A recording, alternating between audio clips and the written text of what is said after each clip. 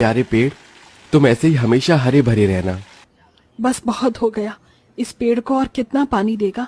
बचपन से लेकर आज तक तू इसमें पानी डालते हुए आया है, खून पसीने की मेहनत लगा दी, लेकिन इस कंजूस पेड़ ने आज तक तुझे एक फल फूल नहीं दिया।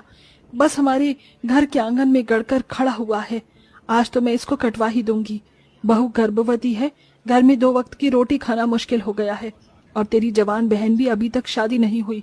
क्या चाहता है तू आखिर? बता दे मुझे। कम से कम ये पेड़ फल फूल देता तो कब से तू कमा रहा होता, आज हाथ में कुछ पैसे होते, लेकिन नहीं। माँ परेशान मत होइए, आपकी तबीयत ठीक नहीं है। जानती है ना आपको शुगर की शिकायत है। चलिए आप आराम कीजिए। मुझे कोई आराम नहीं करना, समझा तू? डराती कहाँ है? आज तो मैं इसे काट दूंगी। नहीं माँ नहीं, आप ऐसा नहीं कर सकती। नैतिक रोते रोते पेड़ को बचाने के लिए उससे चिपक जाता है। तभी शोर सुनकर ननन भाभी बाहर आ जाते हैं। माँ जी, अभी आप ये क्या कर रही हैं? रहने दीजिए ना। हाँ माँ, क्यों बेचारे पेड़ को काट रही हो? इससे तो हमारे घर पर छाया बनी रहती है। कितनी धूप है, लेकिन इससे थोड़ा आराम है। नहीं, आज मैं इसको काटना चाहती हूँ। घर में नहीं है 1 रुपया, ऊपर से यही फ्री फंड में पहले यहाँ खड़ा है। जब देखो अपने पैर से ही लगा रहता है रोज रोज। माँ, मैं इस पेड़ से बहुत प्यार करता हूँ। आप जानती हैं ना कितने प्यार से मैंने इसे अपने बचपन में लगाया था। माँ, बहुत तेज बारिश आली है, देखो ना, ये छोटा सा पौधा यहाँ पर तूफान से लड़ रहा है। हम इसे अपने घर पे ले चले। अरे मेरे प्यारे बच्चे, हम पौधे को तो ले जाएंगे, लेकिन हमें इसका बहुत ख्याल रखना पड़ेगा। ये नहीं कि बस अपने घर के पास लगा दिया, रोज पानी देना पड़ता है। घर से, तूफान से हमें इसे बचाना भी पड़ेगा। माँ, मैं इसका बहुत ख्याल रखूंगा। अब से ये मेरा दोस्त है। मैं बड़ा हो जाऊंगा तब तक इस प्यार करूंगा इसे, या हमेशा मेरे प्यास रहेगा। ठीक है मेरे बच्चे। नैतिक बारिश में भीगते हुए उस पौधे को अपने हाथ में लिए घर ले आता है और आंगन में लगा देता है और उसके ऊपर डंडे के सहारे से उसे बारिश से बचाता है। याद है माँ, आपको वो दिन मैंने इससे वादा किया था कि हमेशा अपने पास रखूंगा, तो आज मैं इसे कैसे कटवा दूं? मैं कर रहा हूँ कोशिश। मुझ पर घर की बहुत जिम्मेदारी है और मैं बहुत मेहनत करूंगा। बस आप सब थोड़ा टाइम दीजिए, मैं अपनी बहन की शादी भी बहुत अच्छे से करवाऊंगा। पता नहीं सब कैसे ठीक होगा। झोपड़ी का घर है, इसे देखकर कोई तेरी बहन से शादी नहीं करेगा। माँ खाट पर पड़ी हुई है, बहू गर्भवती है, और तेरा काम पैसे ना के बराबर है। अरे चिंता होती है मुझे यही सोचते सोचते। मर जाऊंगी मैं एक दिन। माँ जी, भगवान के लिए ऐसा मत कहिए। आप विश्वास रखिए, सब सही हो जाएगा। आइए अंदर चलिए। सब घर के अंदर चले जाते हैं। नैतिक पेड़ के गले लगा रोता है। मेरे प्यारे अंगूर के पेड़, भले ही अभी तक तुमने कोई फल फूल नहीं दिया, लेकिन मैं तुमसे उतना ही प्यार करता हूँ। अपने हाथों से मैंने तुम्हें यहाँ लगाया है। कोई चाहे कुछ भी बोले, मैं तुम्हें यहाँ से नहीं जाने दूंगा। पता नहीं भगवान जी मेरी क्यों परीक्षा ले रहे हैं। घर में इतनी दिक्कतें हैं और पैसों का कोई माध्यम ही नहीं है। गोदाम में जो पैसे कमा रहा हूँ, समझ नहीं आ रहा उसे कहाँ लगाऊं, कहाँ जोड़ूं, घर का खर्चा चलाऊं या माँ अपनी पत्नी की दवाई में लगाऊं। भैया, आप परेशान मत होइए। मुझे कोई धूमधाम से शादी नहीं करनी, और जो मुझसे शादी में दहेज लेगा उस इंसान से मुझे शादी नहीं करनी।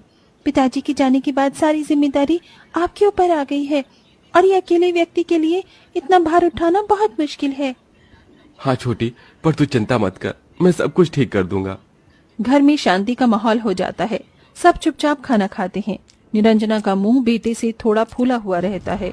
वहीं पत्नी भी घर की दिक्कतों से परेशान होती है। 2-4 दिन गुजरते हैं। नैतिक अपने काम पर चले जाता है। बोरी उठाना है, घर वापस आ जाता है। जो पैसे मिलते हैं उससे घर का राशन ले आता है। एक सुबह नैतिक पानी डालते हुए देखता है कि पेड़ पर फूल आ गए हैं। अरे, अचानक से इस पेड़ पर फूल कैसे आ गए? पहले तो कभी नहीं थे। चलो, पर अच्छी बात है। लगता है जी इस पर अब अंगूर आने वाले हैं। हाँ, मुझे भी यही लगता है। रात के सोते समय लाइट चली जाती है तो वो अपनी खटिया लेकर उस पेड़ के नीचे बिछाकर जैसे ही लेटता है तो उसका पेड़ से सुनहरी रोशनी आने लगती है और उसके पेड़ पर रात के अंधेरे में सोने के अंगूर चमकने लगते हैं। ये देख नैतिक हैरान होकर बैठ जाता है और अपने घर वालों को भी बुलाने लगता है। हे भगवान, ये अचानक से सोने जैसे अंगूर कैसे आ गए? सुबह तक तो फूल थे, कितनी रोशनी हो रही है। तुम हैरान मत हो, बस फर्क इतना है कि तुम मुझसे हमेशा बात करते थे, लेकिन मैंने कभी जवाब नहीं दिया। पर आज मैं तुम्हारे सब्र का फल और जवाब दोनों दूंगा। तुमने मुझे बचपन से पाल पोस कर मेरी सेवा करके मुझे इतना बड़ा कर दिया है। अब तुम्हारे घर में इतनी परेशानी है, तुम्हें रोता हुआ मैं देख नहीं सकता, इसलिए ये सुनहरे जादुई अंगूर तुम्हारे काम आएंगे। फिर इससे तुम अपनी बहन की शादी भी कर सकते हो और अपने होने वाले बच्चों की जरूरतों को अच्छे से पूरा भी कर पाओगे। क्या सच में? मैं इसका इस्तेमाल कर सकता हूँ और मेरी बहन की बहुत धूमधाम से शादी होगी। हाँ नैतिक, जितने चाहे इसके अंगूर तोड़कर उस सोने का इस्तेमाल कर बहुत अच्छे से शादी कर सकते हो और दहेज का सामान भी ले सकते हो। थैंक यू जादुई अंगूर के पेड़, तुमने साबित कर दिया कि तुम बेकार नहीं हो। आइला, हमारे आंगन इतने अंधेरे में कितना सुंदर लग रहा है, सिर्फ सुनहरे अंगूर की वजह से। और अब तो हमारी सारी परेशानी भी खत्म हो जाएगी। हाँ ऐश्वर्या, मैं तुम्हें और हमारे होने वाले बच्चे का बहुत अच्छे से ध्यान रखूंगा। तुम्हें अच्छे से पोषण की चीज लाकर दूंगा और ये बात किसी और को नहीं पता चलनी चाहिए। मुझे माफ करना जादुई पेड़, मैं तुम्हें कुछ दिनों पहले बहुत कुछ बोला था, उसके लिए मुझे माफ कर दो। आप तो नैतिक की तरह मेरी माँ है, आपको पूरा होकर मुझे डांटने का माँ। निरंजना की आंखों से आंसू बहते हैं और वो जादुई सुनहरे पेड़ के गले लग जाती है। फिर नैतिक एक सोने के अंगूर के गुच्छे को तोड़कर अगले दिन सुंदर को बेच आता है, जिससे उसे लाखों रुपए मिलते हैं। और अब वो अपनी बहन की शादी के लिए रिश्ते ढूंढने लगता है, जो दूसरी तरफ घर में खाने पीने का भरपूर सामान लाता है, जिससे अपनी पत्नी को और माँ को पोषक तत्व ताकत की चीज देता है। चलिए जल्दी जल्दी आप दोनों ये पालक का साग खाइए, इसमें बहुत सारा घी डाला है मैंने। और उसके बाद ये केसर और बादाम का दूध भी पीना है। और माँ, आपकी गिलास में चीनी नहीं है, इसलिए चुपके से चीनी मत डालना। अरे ठीक है बेटा। तुम्हारी बहन के लिए एक बहुत अच्छा रिश्ता आया है। लड़का मुंबई में रहता है, 50,000 की नौकरी करता है, उसे सीधी सादी घरेलू पत्नी चाहिए। मुझे तो सलोनी बेटी की ही छवि याद आई, इसलिए तुमसे बात करने चला आया। ये रही लड़के की फोटो, नाम इसका गौतम है। सच में?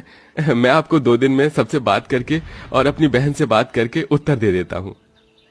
ठीक है बेटा, मैं चलता हूँ। नमस्कार बहन जी।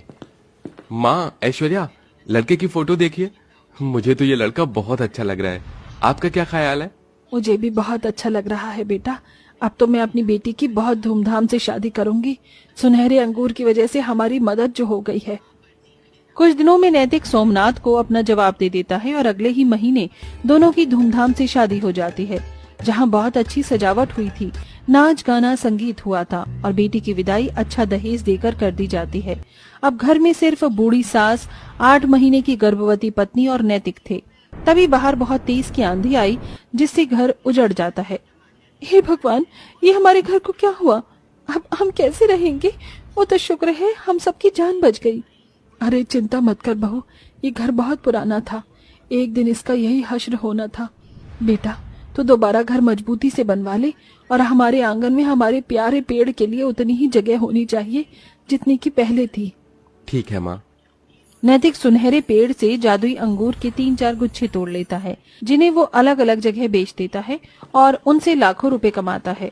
पैसे दोबारा इकट्ठे करके 2 मंजिल वो घर बनवाता है। उनका रहने का तरीका पहले से बहुत अच्छा हो गया था, हर चीज की सुविधा थी। एक दिन निरंजना की तबीयत बहुत खराब थी, उसे चक्कर आ रहे थे। वो सुनहरे पेड़ के नीचे जैसे ही बैठी तो उसकी एक तेज रोशनी उस पर पड़ती है, जिसके बाद उसकी थकान और कमजोरी खत्म हो जाती है। अरे वाह नैतिक बेटा, ऐश्वर्या बहू, देखा मैं बिल्कुल ठीक हो गई। ये सब कैसे हुआ? माँ, जैसे तुमने अपने आंचल में मुझे बड़ा किया है, उसी प्रकार तुम मेरी छांव में बैठकर बिल्कुल स्वस्थ हो गई हो। सच मेरा प्यारा बच्चा, आज तेरी वजह से मेरे घर के सारे हालात अच्छे हैं और मेरी बेटी की भी शादी हो गई। जितना शुक्रिया करूं बहुत कम है। नहीं माँ, शुक्रगुजार तो मैं हूँ जो इतने सालों से यहाँ हूँ। नैतिक खुशी से पेड़ को धन्यवाद करता है। इतने में एक बूढ़ी औरत अपने पति और पोते को लेकर उनके दरवाजे पर भटकती है। बेटा बेटा मेरी मदद कर, मेरे पति के पेट में पथरी है, मुझे उनका ऑपरेशन करने के लिए बहुत पैसे चाहिए। पर मेरे पास पैसे नहीं हैं। सरकारी लोग भी हमें अस्पताल में जाने नहीं दे रहे और मेरा छोटा सा पोता जिसकी माँ भी गुजर गई है, मेरे 4 साल के पोते ने कुछ खाया नहीं। रहम कर बेटा, रहम कर। माताजी, आप आइए, यहाँ बैठिए। भूख लगी है माँ, अम्मा, माँ। बेचारा बच्चे की क्या हालत है, मुझसे देखा नहीं जा रहा। हम इसकी पैसों से मदद कर सकते हैं, लेकिन इन्हें स्वस्थ होने की जरूरत है। जादुई पेड़, जैसे तुमने माँ जी को ठीक कर दिया था, कुछ ऐसा कर दो कि तुम्हारे जादुई फल खाकर अम्मा बाबा भी ठीक हो जाए। जरूर, ये देखो, मेरे पेड़ के कुछ अंगूर नॉर्मल हो गए हैं। ये इन्हें खिला दो, ये स्वस्थ हो जाएंगे। ऐश्वर्या जादुई अंगूर पेड़ से अंगूर तोड़कर उन तीनों को खिला देती है, जिससे दोनों बूढ़े स्वस्थ और ताकतवर हो जाते हैं। साथ ही छोटे बच्चे को भी पेट भर कर खाना खिला देते हैं और ऐश्वर्या उन्हें थोड़े पैसे दे देती है।